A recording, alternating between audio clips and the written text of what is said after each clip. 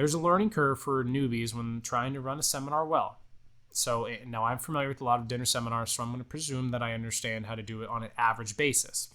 Not any less, not any better than the average. So what I'm about to tell you are legit numbers that one should expect with proper coaching and execution on their dinner seminars.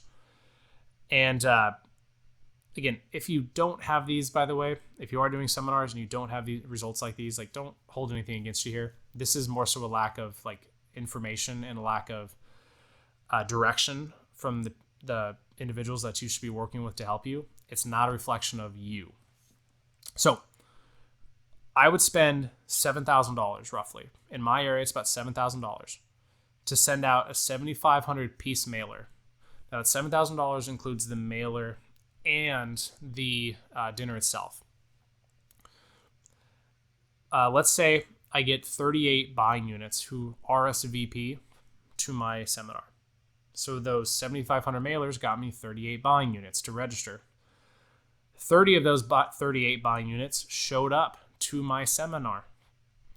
So that means I had 8 no-shows. Now, of the 30 households that showed up, I set a first appointment with 9 of them, a little less than a third. Now, those who actually showed up to the first appointment, 6 of them. Those who showed up to a second appointment, 3 of them. And then those who became a client, just 1 of them.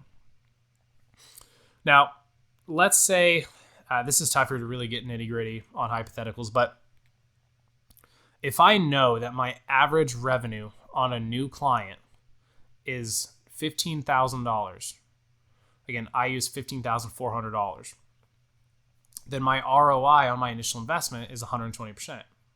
I made $8,400, spent $7,000 to make an additional $8,400. So, knowing that math, I would be funneling money into seminars over and over again to build up my client base. The math checks out.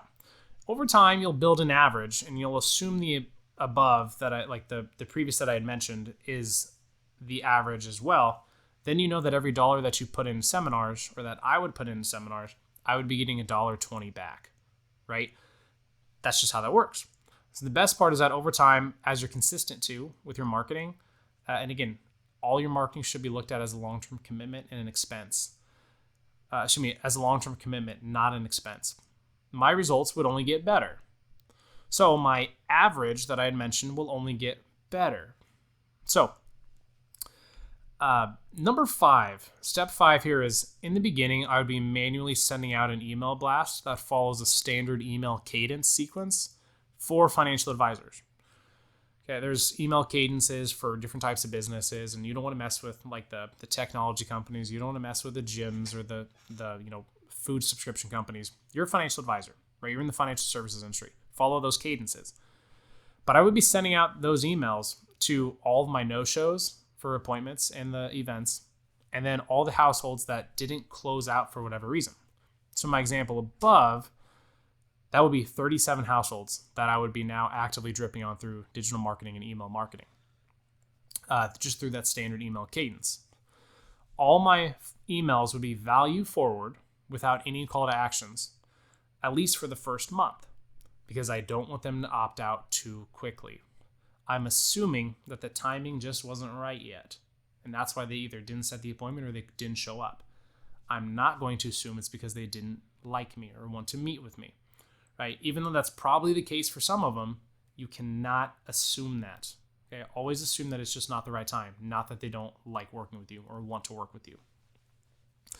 But anyways, those 37 households that I would be now sending emails out to, I would be actively nurturing and dripping on them. I would run 5 more campaigns, or a total of 6 campaigns, we'll call it, of the seminar campaigns.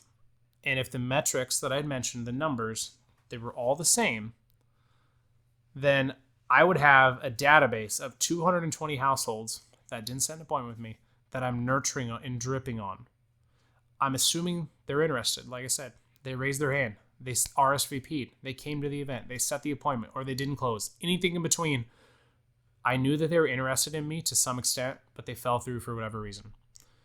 And eventually, I would automate my digital marketing and my email marketing when the money is more comfortable. Now, one of the big reasons why I say that too is the number one reason prospects don't set appointments with you after they show interest in taking you up on your offer to attend an event or to talk with you. It's because they aren't ready to buy yet. And that needs to be stressed. Just because they don't set an appointment doesn't mean they don't eventually want to work with you. It's just, you got to assume the timing wasn't right.